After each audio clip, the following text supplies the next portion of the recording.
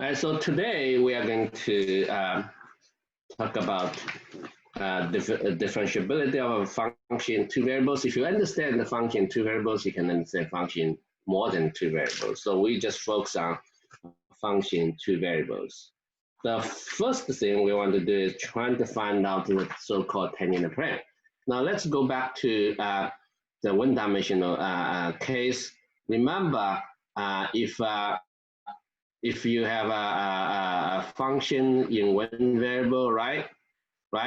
And then this is a curve, a graph, right? And here's at the point A. And how do you find the tangent line? We were just told that the tangent line, the slope, okay, slope m is going to be the derivative of A, okay? So the equation is going to be equation for the line is going to be, if you still use the same notation, then tangent line. The tangent line is going to be y minus f of A and the derivative. Okay, so this is a linear equation. You can also express in this form. Okay, now this is a tangent line, right? Equation for the tangent line. And the point here is A and the f of A. So if you know the slope, you can figure it out, okay? So that's what we learned. And why this is true, that's a different story, okay? We don't, why the slope of the tangent line must be equal to the derivative. That's, there's a proof there, okay? And then you will see that this one, okay, what is the value of this? This is very close to the actual value of the function. So it's very close to f of x, okay? So that means this is called the linearization. So Lx f of A plus f prime A and x minus A is called the it's called this is called the linearization of function at the point. It's also called the approximation of the function. Okay, it's called the linearization of f at the point A. Okay, so this means if x is very close to A, then the value of this ln of x is very close to the value of f of x. Okay, let me make it a picture much better. Okay, so this is a line, right? Here's A. This is a strict line, a tangent line, and at the point X, okay, this is going to be X and ln x. Okay, the value y value of the point of the corresponding on the tangent line, and this will be x and f of x. So the difference between them is very small. Okay, so this is the difference, the red color. Okay, so that's why ln x is called as approximation of the function when x is very close to A. Okay, this is a linearization. You get a linear function, ln x. L of x is a linear function. Okay, f of x is a general function. It could be sine x, cosine x. All right, so we will do the same for the function with two variables. Now we consider right now we consider a variable with two. Let's consider a function with two variables. Right.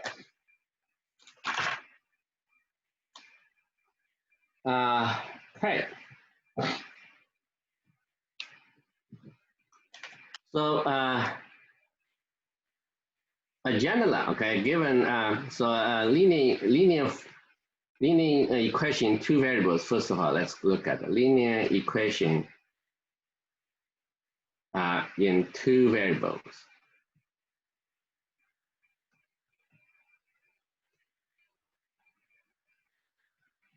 Okay, linear equation in two variables, it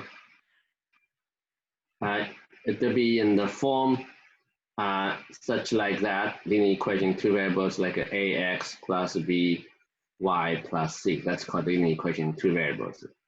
Okay, and now if you want to describe a plane in the plane in the space, okay, if you want to describe a plane in three-dimensional space, how can you describe it? Okay, planes in three-dimensional space. A plane in three-dimensional space. This is a plane. Okay. You know, when before we talk about the tangent plane, we have to talk about general plane. So this plane has a normal vector called A and B and C. Right. And this is a point x naught, y naught, and z naught. Okay. So once we have the normal vector, then you can describe the plane. An arbitrary point in the plane, x, y, z, right? We want to find the relationship among those three variables. So I take the difference, okay?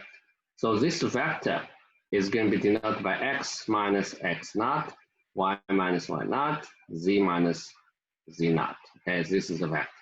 But this vector should be perpendicular to the normal vector. So the dot product is going to be 0. Now, if you write down the details, it will be like that.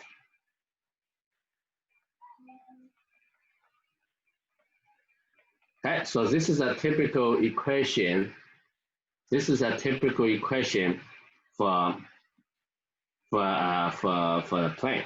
Okay, so if you can express the equation, any linear equation in this form, you can tell the normal vector. You can tell which point the plane passes through. Okay, so this is a so this is a standard form of linear equation. It's a linear equation, yeah. And no x squared there, no y squared, and no z squared there, okay? Now, in some cases, so if c is not going to be 0, right, then you can solve for z, okay?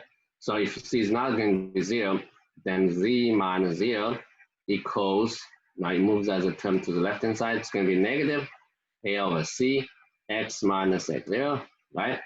B over c, y minus y0. Now, if we move z not to the right-hand side, eventually you can write it in this form. Okay, you can get in this form. Okay, after you rewrite it.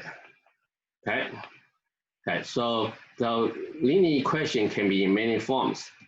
Linear equation can be in many forms. Okay, and the most general form is this one. It's most general form is this one. And this, if the linear equation is written in this form, of course, the graph of the linear equation is going to be plane, and the coefficients are going to be going to form the normal vector of the plane. Okay, and it's easy to see from the picture and this because this this linear equation can be written as the dot product. Okay, and that's why this must be the normal vector. Okay. So this is about a plane and the equation of plane. Okay. Now,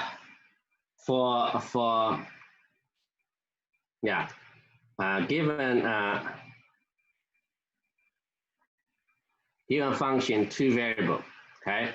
So let's take a look at the graph. The graph usually, this is a graph. We want to find another tangent plane. Okay, of this graph.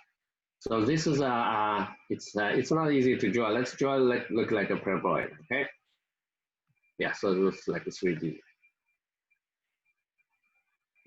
And here's a point. And here's A and the B, and the last coordinate is 0, right? In three-dimensional plane. So I'm going to figure out how can I find the equation for the tangent plane. Yeah. Right. Well, this is well, we don't have a slope, so-called slope of the tangent plane. The plane cannot have a slope. okay? But if you can figure it out, the normal vector, okay? If you can figure it out as a normal vector, then yeah, this is this is a point x naught, y naught, z naught. So z naught is going to be f, right? It's in the space. We can show that the normal vector, okay, is going to be the normal vector is going to be, there are many ways to describe the normal vector. So the normal vector depends on which direction I choose. If I choose this direction, the normal vector would be f, okay? And let me pull down a little bit. I try to write. Yeah, and fy, x naught, y naught, and then -1, okay?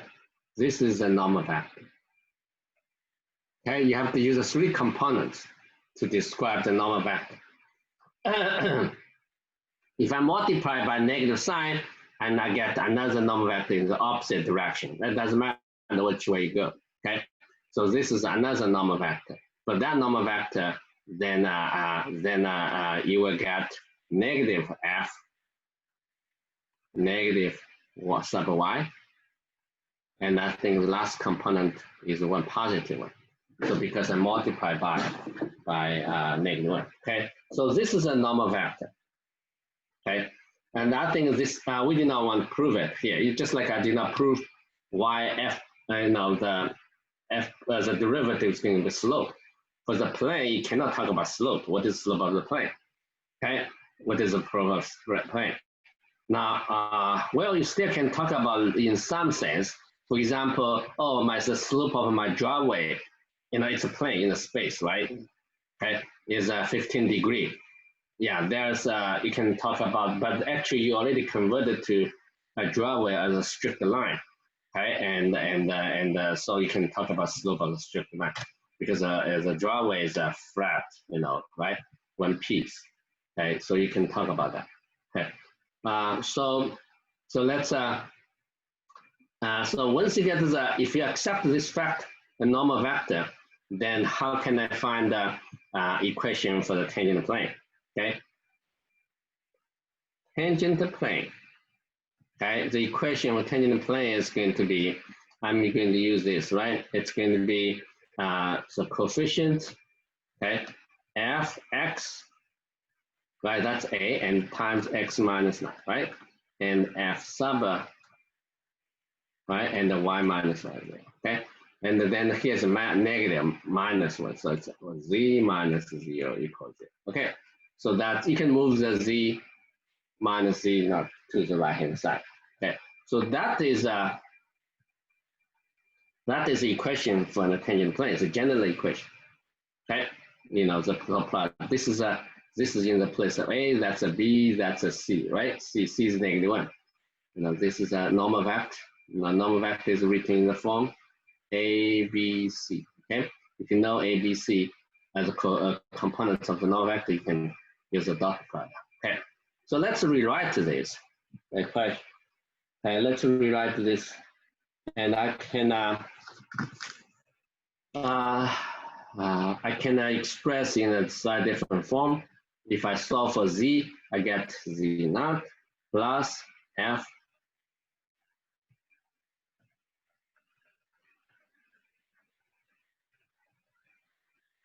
okay, and if you don't like z naught, then you can request about this. Okay, so and this will be a linear function here, right? This is a linear function. Okay, it's a linear function, and this is called linearization of the f at x naught y naught. Okay, that's it. Yeah, this is called the linearization. Just very similar to the one-dimensional case. Okay, this is how do we get the linearization of f? It's coming from the equation of the tangent plane. Okay, equation of tangent plane. Later on, I'm going to draw the picture for you. Why is this called linearization? Well, tangent plane to the graph, right, is really the good approximation. to the surface may be curved, but the tangent plane is a flat, right, and attached to the surface at a particular point. So nearby that point, and the difference should be very small. Okay, the nearby this point. If we go back to the picture again, yeah, this is a picture, and here's a point x naught, y naught, right? So this is tangent plane. Okay, and okay, and then for an arbitrary point, here's x naught, y naught, z, right? For an arbitrary point nearby x, right? So this is it's harder to draw at the picture. Okay, this is height of the tangent plane, and this is a point, the actual point, right? So here x, y, z, and this will be also x, y, z is actually z is going to be f of x, y. So this is a point on the graph, and this is a linearization. Okay, so L, x, and y. Okay, that's called the LXY.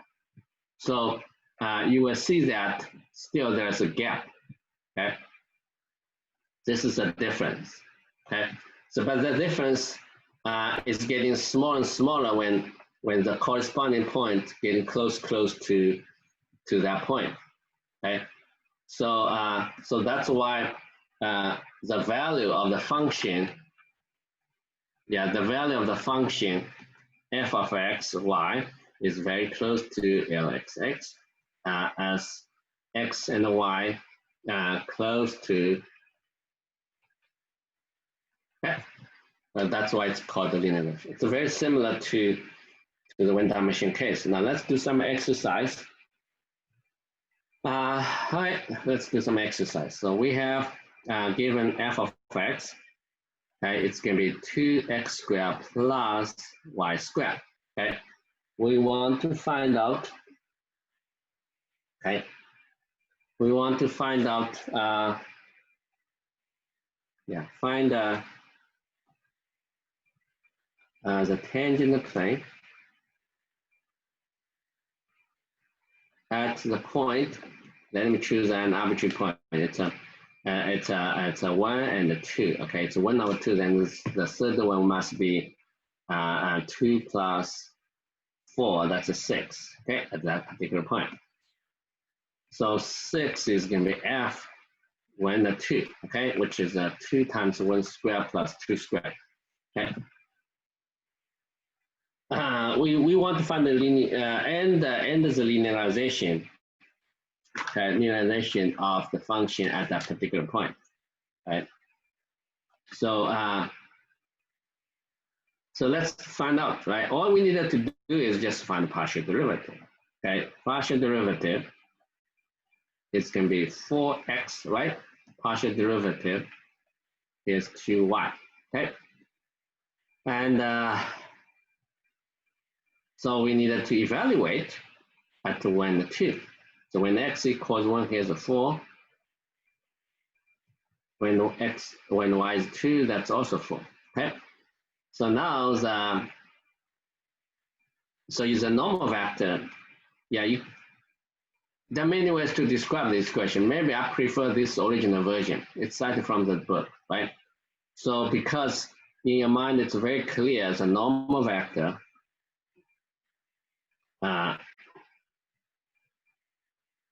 The vector perpendicular to the tangent plane is going to be, let's call it, right?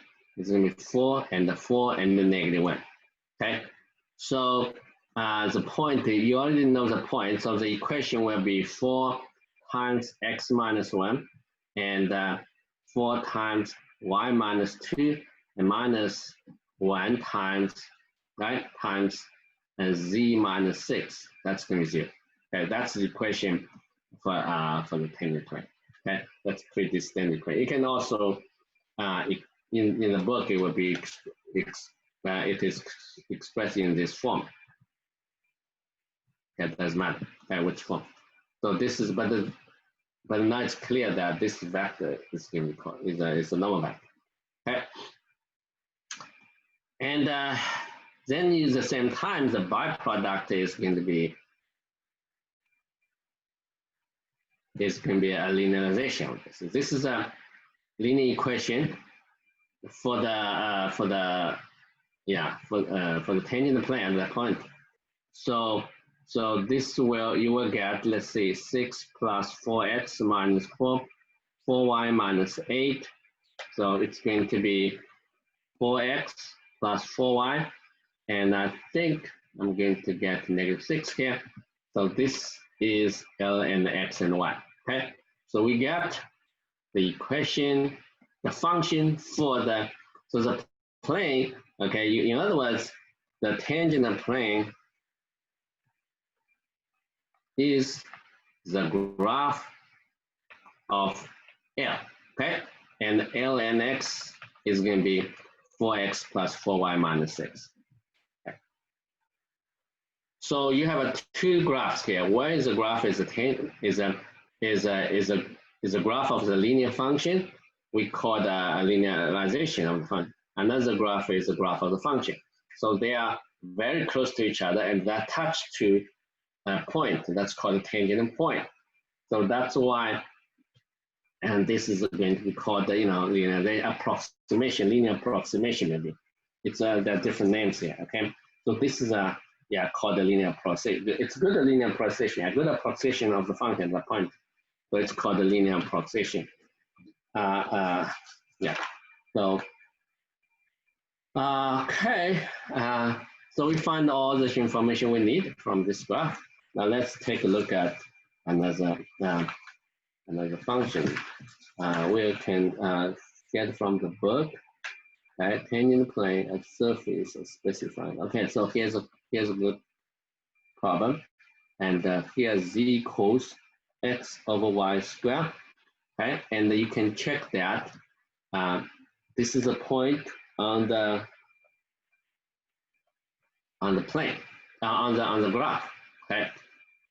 Why? Because when x equals -4, y equals 2 square, and then get negative, right? So indeed, this is the point. Double check. Okay. So we want to find an equation. Now, equation can be in any forms. That's why we just find an equation of the tangent plane. So sometimes I just say find the tangent plane means you can find any equation for the tangent plane. Okay, to the given surface to the point -4 and the 2 -1. Okay. Again, you just needed to do the problem. Probably you can write on the equation first. Okay, so that reminds you this is the equation you're going to use. Okay.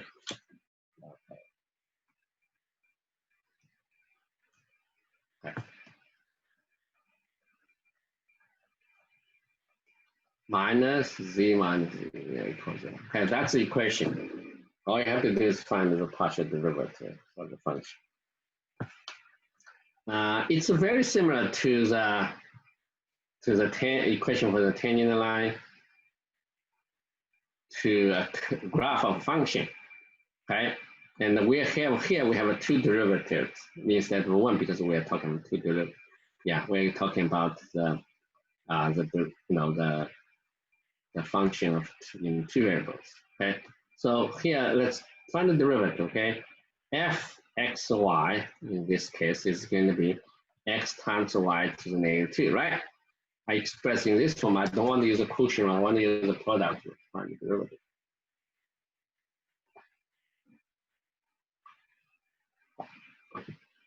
All right. If you have any questions, can always ask me. Okay, just type in the window, chat window. All right, so let's find the partial derivatives. I get y to the -2, and then get a -2xy to the -3. Okay, so then we have to evaluate. Okay, then we have to evaluate. That's going to be fx -4 and the 2. Okay, it's -4 is 2 to the -2. It's 1/4. Okay, fy x -4 and the 2. 2 x is -4. Yeah, then I have 2 to the negative 3. So I think I'm going to get a 1 here. Yeah. Okay. Negative, positive, and 8 times 2 to the negative 3 is going to be 1. Okay. So now you can write down the equation. Okay. A quarter x minus 4 plus 1 times y minus 2 minus z, I think the last one is negative 1. Yeah, z minus negative 1. Well, that's the equation. This is one of the equations. You can write it in many forms, okay? And just find an equation. So some student may be writing this form, okay? And even you can move 1 to the right-hand side. So you get a quarter x minus 1 plus y minus 2, okay? And that's simplified. Minus 3. Then I move 1 to the right-hand side. It's minus 4. So this is another equation for the tangent plane. And the tangent plane is a graph of this function. Okay, you can view the tangent plane.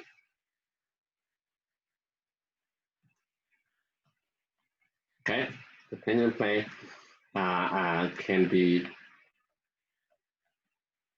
viewed as the graph of this function L. Okay, this linear function. Okay. And it passes from, if the computation is correct, and then this tangent plane passes through the point. Okay, we already given the point is 4 to negative 1. Let's say when x equals 4 to, when x equals 4, y equals 2, right? What do we get? You know, then z equals, okay? Z equals, it's going to be negative 1. You see, it's the same point. So our computation is correct. So this tangent plane, of course, passes through the point it's given on the surface. Okay, it's harder to draw the graph, but if you have a software installed on your laptop, it's called, you can use a MATLAB, you know, if you study engineering, or you probably already have this software, and the Mathematica or Maple. And then you look at the instruction how to plot the 2D, 3D picture, and into the function, just get a graph, and you can rotate and you can view it. At the same time, you can also draw another picture over there that's a tangent plane. So you can visualize it, okay? It's good if you can practice with that.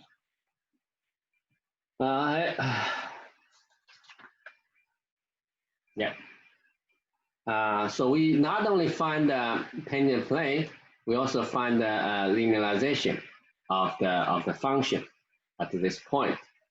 This linearization is very useful when we try to approximate the value of the function at some point which is very close to point was a good components. Okay, like we can easily find sine pi, but we cannot find the value of an angle a little bit away from pi, for example, right? So we have to approximate. Okay, now we let me do one more problem. Okay, that's number 6. And z equals natural log x minus 2y, and this is at the point 310. I had double check whether this is a point. Yes, it's indeed as a point on the graph. So I said that still hard to draw the graph. And the first one, let's see what is the domain of the function. This is a function f and xy, because it's clearly not defined for all the values of x and y. So x minus 2y should be always greater than 0. So that means if you want it in 2-dimensional case, how to describe this this domain. Okay,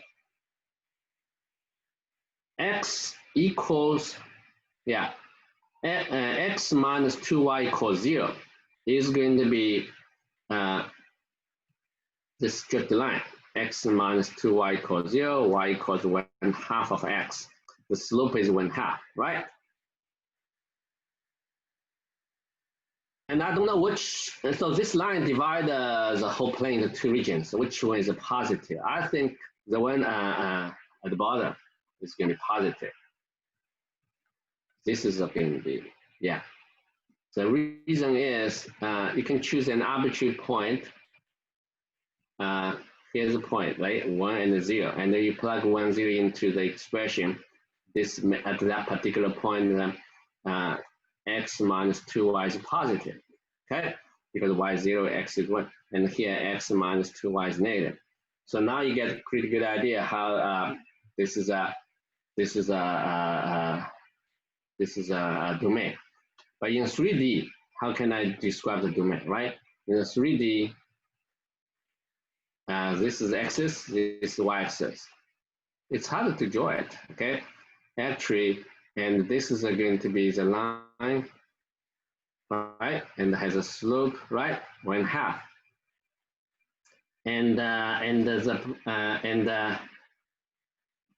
Yeah, this is going to be this side is going to be the domain.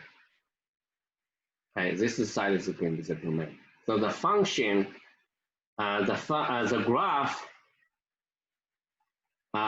graph looks like, yeah, I'm trying to draw it like in purple. Yeah, the graph looks like maybe like that. It's going to be like this. This kind of surface. Okay.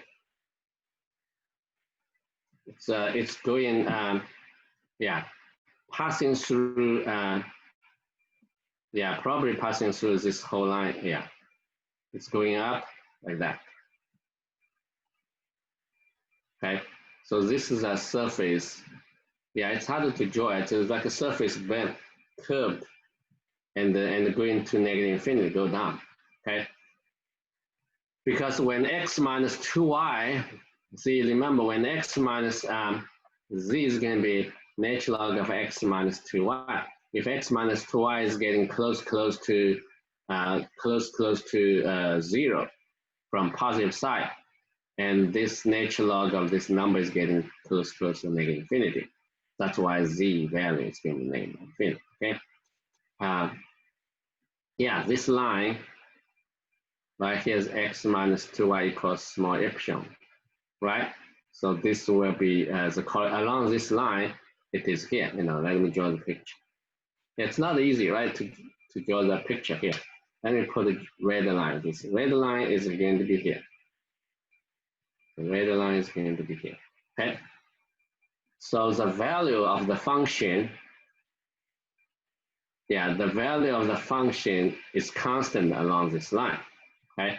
So if this line is very close to this, to this line, then the value of the value of z is getting close to infinity, negative infinity. Okay.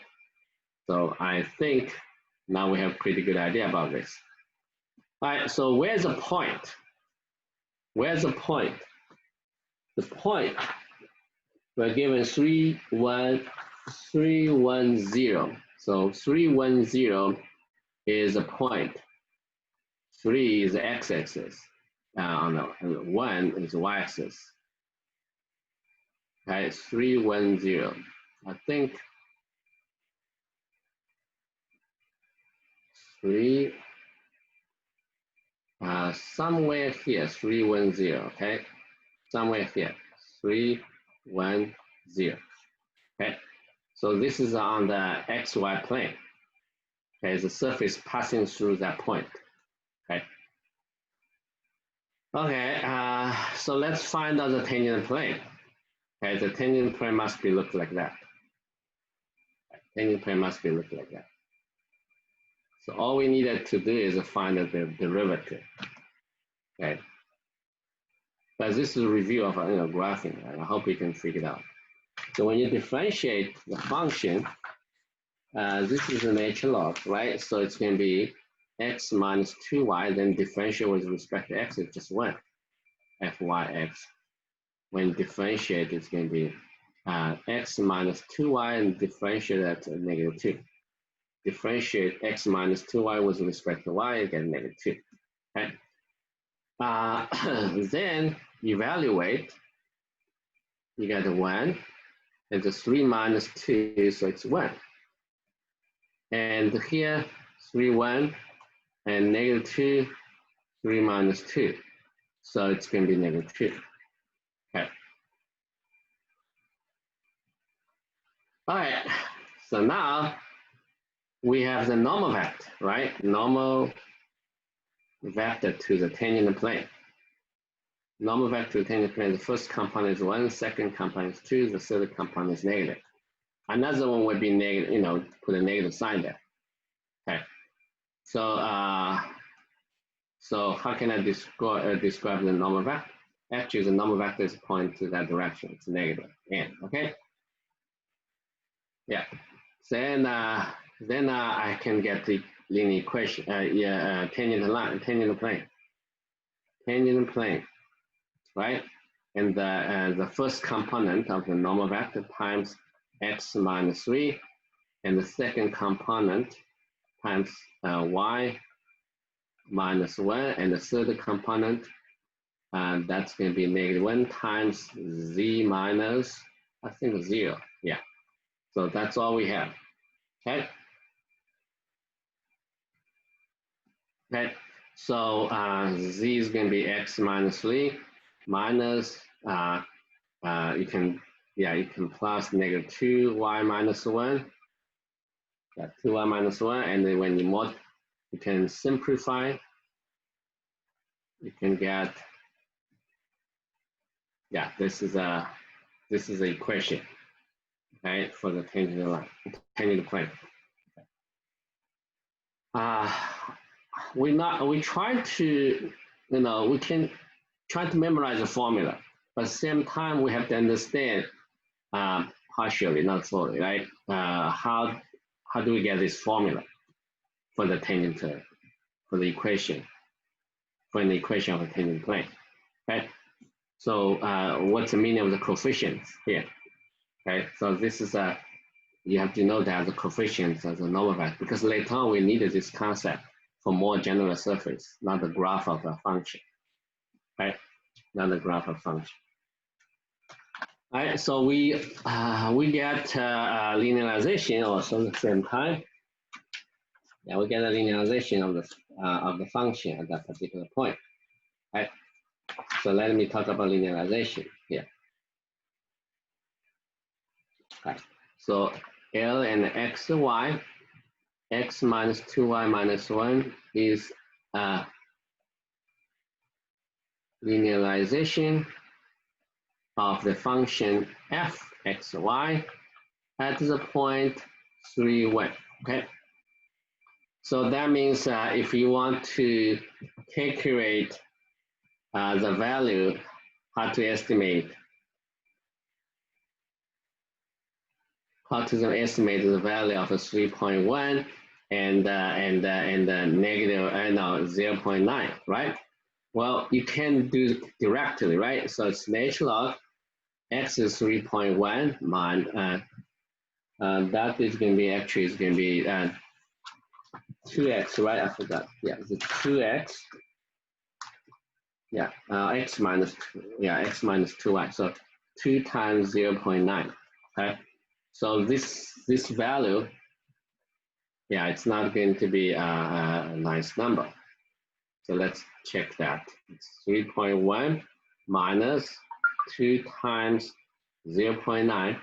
So it's going to be natural log of 1.3. So you can use, of course, you can use a calculator scientific calculator, right? Not to generate, to estimate this number. But you can also, use that to use the one we have here, the linearization, okay, to estimate. Okay, so this should be almost equal to L 3.1, 0.9. Okay, so that is going to be 3.1 minus 2 times 0.9, okay, minus 1. Okay. So this particular case, yeah, it is we're just going to be 0. Yeah, 0.3. Okay.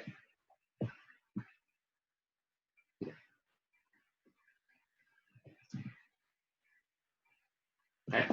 So we have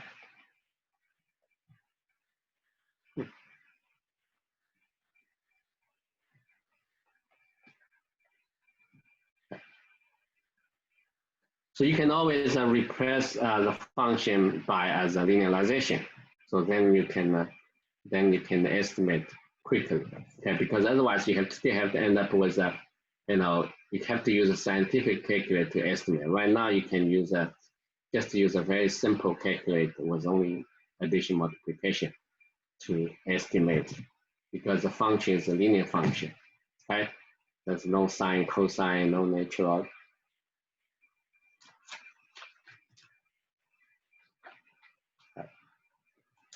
All right, now about the differentiability.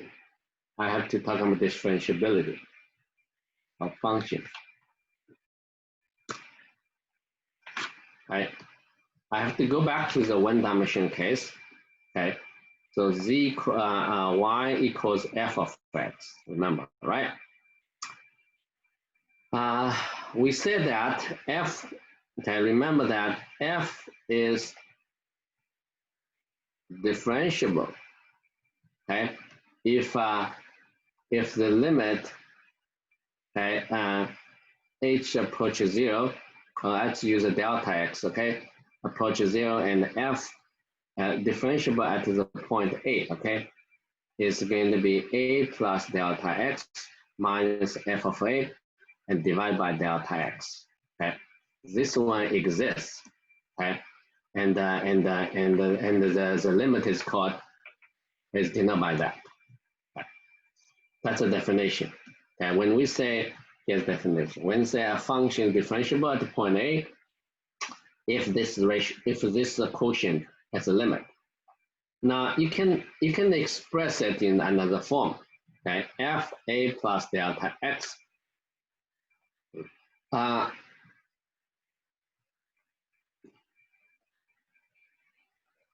It's going to be f prime a plus some epsilon.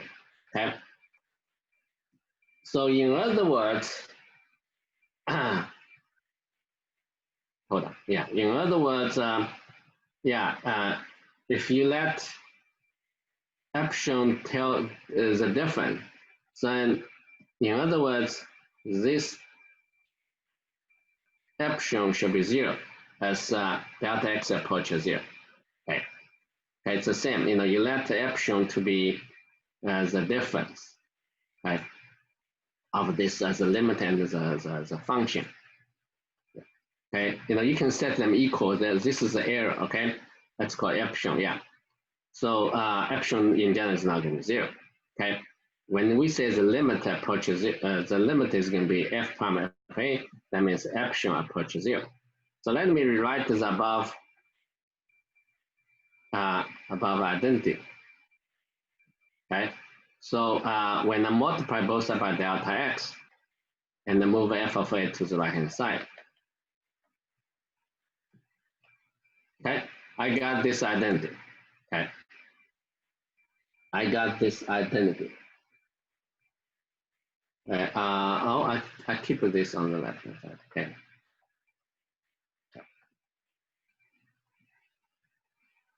Okay, now this is actually the change in the y variable.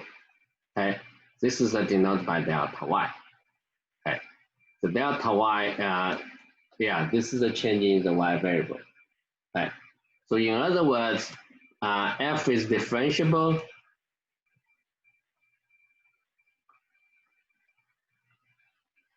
Yeah, so we can conclude that f is differentiable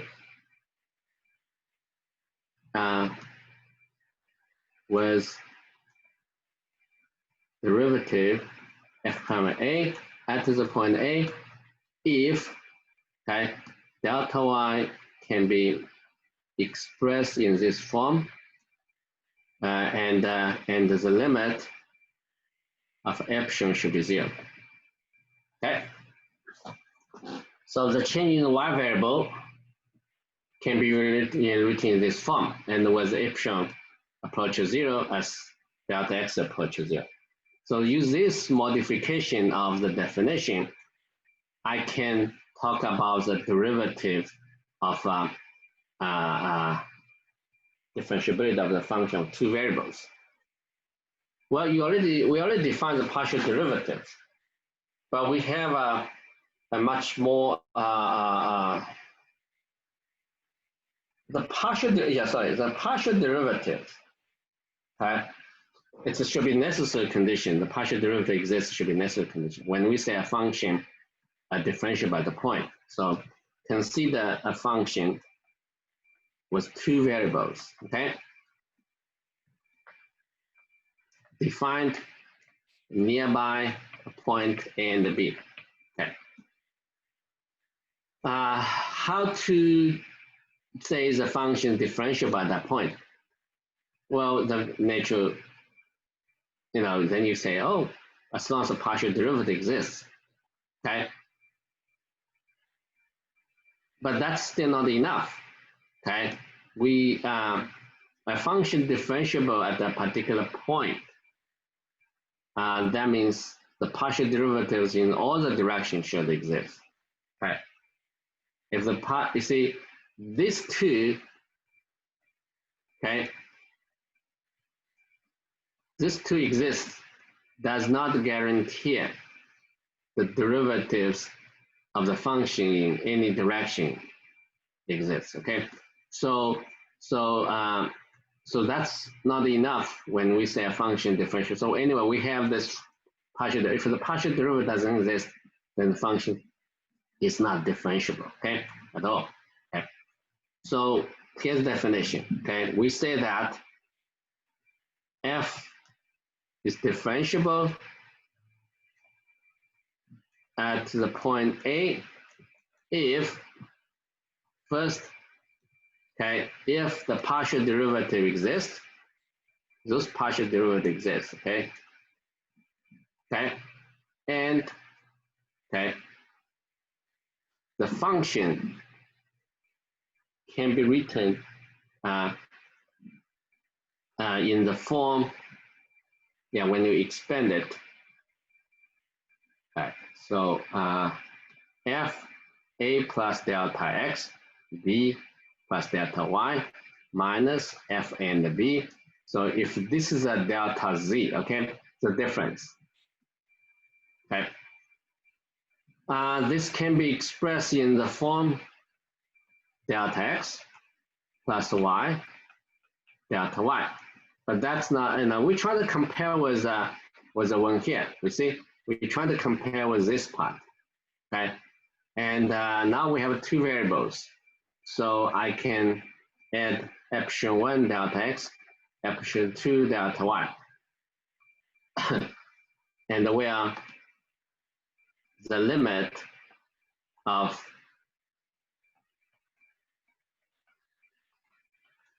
epsilon 1 should be 0, and the limit of epsilon 2 also should be 0, okay?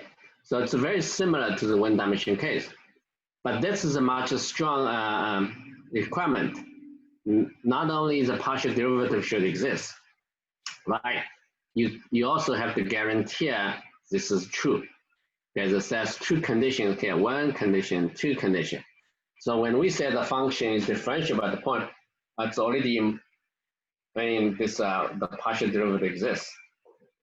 Partial derivative actually is only the derivative along the axis and the y-axis. But for the plane, that's why there's another condition there. Think about if you have a function, right, defined here. This is the A and the B. That's the domain, right?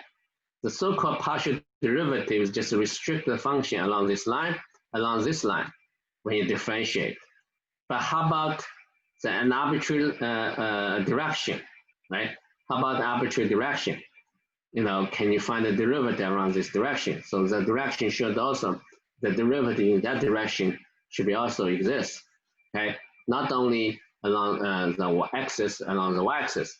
If we differentiate, if we restrict the two variable function along this vertical line, then treated like a function of one variable, then the derivative is just the partial derivative with respect to y variable. Okay, but they have infinite many directions surrounded at that point.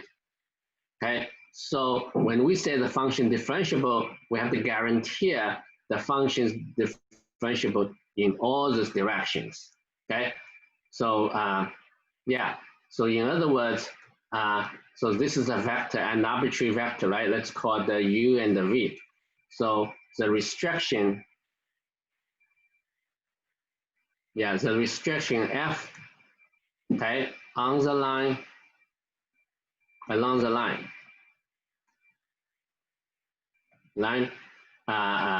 in the direction, along the line, in the direction, okay, of u and v is going to be f a plus tu, right? B plus t plus v. Okay, so this is going to be a function of one variable. Okay, the function is one variable. So this function of one variable is differentiable. So if the function is differential, okay, at the point, then this is differentiable at when t equals 0. T equals 0, this is at this origin, okay? That's differentiable. So not differentiable, you can always, yeah, why this is differentiable, okay? So let's call it ft, right? Yeah, ft, okay? So let's look at why it's differentiable in all the directions, okay? So this is a restriction of function along this line, okay, along this arbitrary line, okay? If you just know the partial derivative exists, that means the function is differentiable in these two particular directions. Does not guarantee the function is differentiable in arbitrary direction. So using the above identity, okay, we will see that f of t, okay, is going to be, let's go back, right? F of t is going to be, okay, is going to be f of a and the b, okay, plus f prime a and the b, and this is a tu, okay, delta x. This is delta x, right? Delta y, and plus fy and b, and t and the v, okay, and the plus epsilon, t and the u, epsilon 2, t and the v, okay.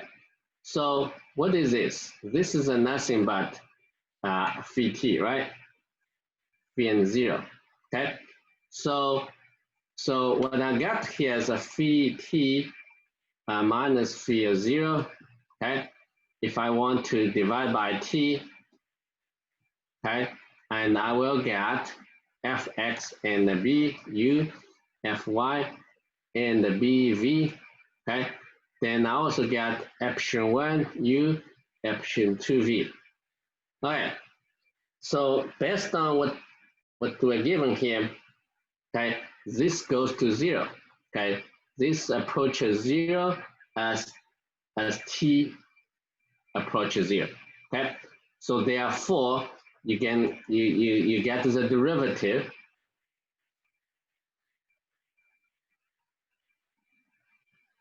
okay.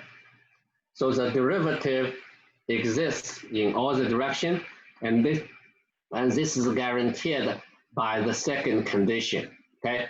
This is guaranteed by the second condition. That's why we have to put another condition so that the function is differentiable in all the directions, not only in the x-axis direction and the y-axis direction. Okay. Okay. So phi of t is a restriction of the function along the curve, along the line going out. Okay, from that particular point in arbitrary direction. So this is I just said that the function differentiable you think about should be so that the restriction along any line, okay, passing through that point should be differentiable, okay, as a one variable function, okay, roughly speaking, okay. So you cannot jump to the conclusion that function differentiable if you find the partial derivatives. You still have to do more, right, to verify this. Explain why the function is differentiable at a given point. Now, in general, it's very difficult to verify the second condition. Okay, how do you do that, right? It's not easy to verify the second condition. So there was a theorem, okay, we can use, and this we're not going to prove that unless you're a math major student, and then you should spend some time to figure out why this is true. Okay, so this is a theorem that says that if fx, fy exists nearby the point A and B and are continuous. So if this is another condition. It continues at the point A and B, then it's guaranteed. Then f is differentiable at the point A and B. Okay, so yes, you still can use partial derivatives to show that, to check whether the function is differentiable. All we needed to make sure is the partial derivative is differentiable. Okay, is continuous at that particular point. So that means if the partial derivative exists nearby the point, then this first condition is guaranteed because the first condition just needed the partial derivative exists at that particular point. All right. And in order to make the second condition satisfied, you have to make sure the partial derivative exists nearby the point. Okay, nearby this point. This is A and B. So nearby this point, this small area, the partial derivative exists. Now that it exists, it should be continuous. Right? And then guarantee the second condition, the definition of the differentiability is satisfied. Right? So the book does not give a proof. But here, the textbook here we use is designed for the engineering, not for the math major students. Okay? Because there are not many students who want to study mathematics, as a major. So that's why there's almost no math department that can have a special class for math major students at the calculus level.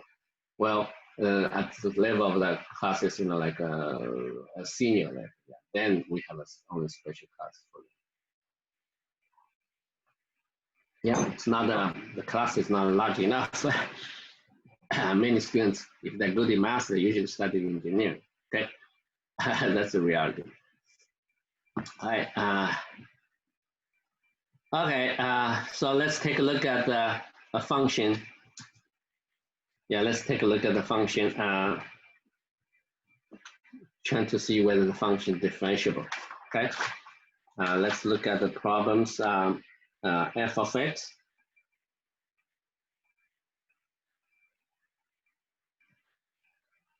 Okay, and yeah, we're given the point and the 1 and the 4. Okay. What do we have to say? We want to find out the function differentiable and also find the linearization of the function, right, at that particular point. So show that f is differentiable at this point. Okay, that's the first. Second, find the linearization of f at that particular point. Okay, that's 2 questions here.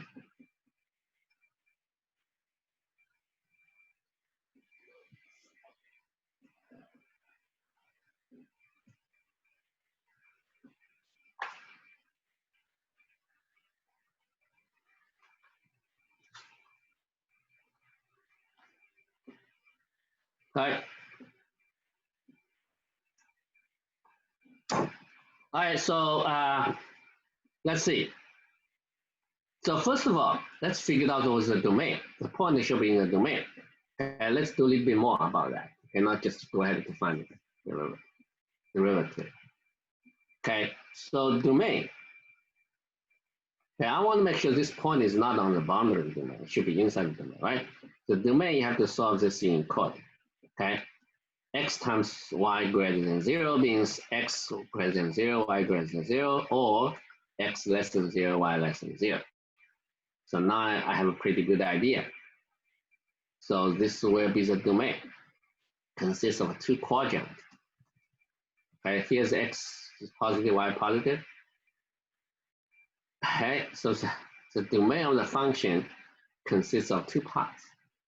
Where's our point? Our point is 1 and 4. It's here. Okay, so you just need to focus on the first domain. Okay. All right, so that's it, right? So f of x or y is going to be x times y to the negative 1/2. Okay. By the way, if some of you want to watch the video again, and I forgot to post it, just to remind them, okay? And yesterday I posted all other two lectures. Yeah. All right, so this is a function now. Okay, and I just need to find the partial derivative, the general formula. So I get 1/2 x times y to the negative 1/2, and the differential with respect to x, so I get y left. Okay, and then fyx. I get 1/2 x times y to the negative 1/2, and I have x left.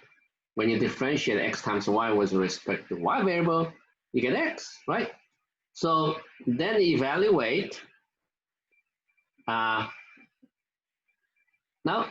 just try to say the function differentiable.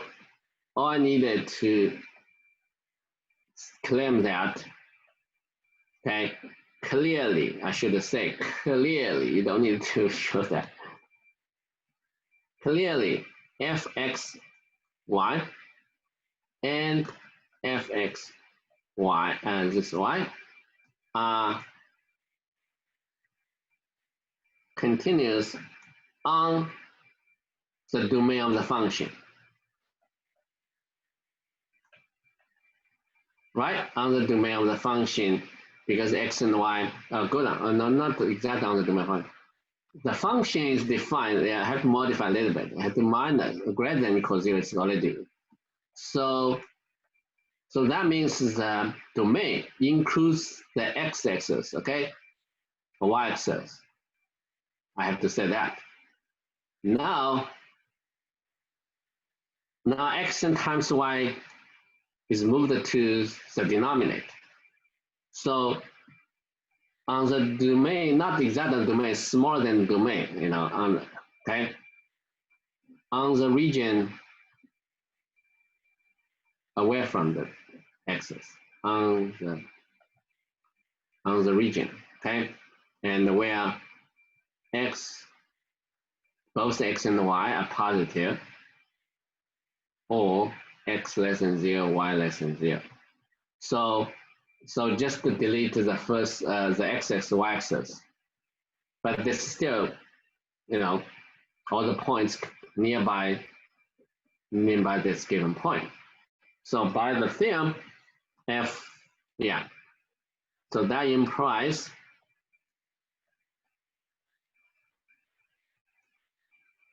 okay.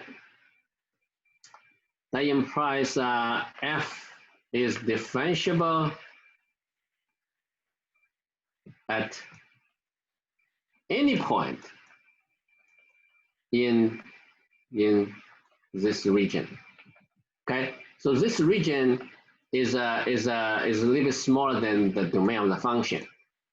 Yeah, because you cannot talk about differentiability along this along the boundary of the domain, which are either the x-axis or the y-axis. Okay, and in particular at the point, particularly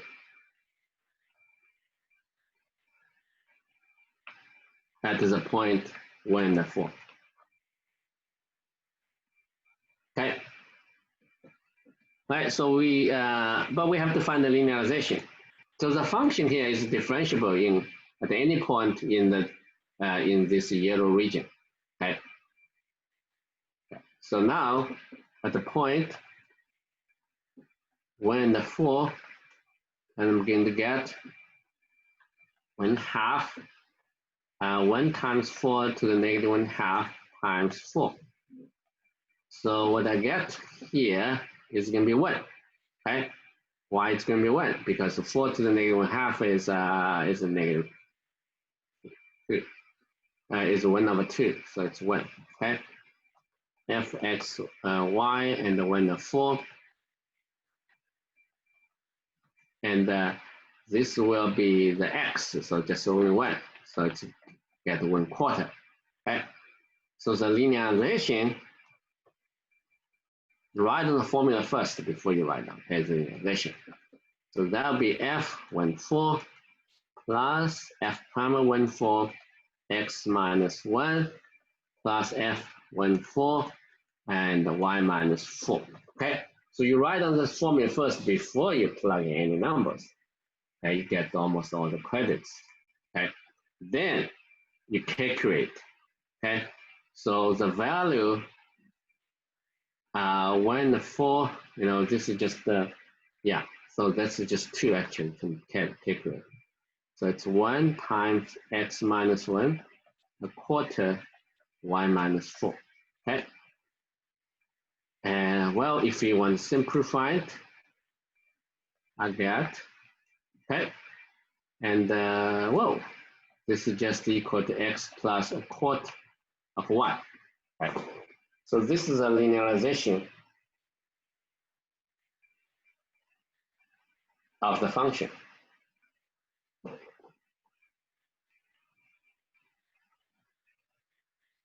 Right. Okay, now a few words about so-called differential. Okay. Remember, if y equals f of x, okay, there's a concept called the differential. Okay, the differential is the differential of x, okay, y, and the differential of x are related by this formula. X. So the differential for y is called dy. The differential of x is called dx. Okay. So those are the two new variables. Okay, are related by this formula. Okay. Okay. Now, what is the meaning of this? What is the geometry meaning?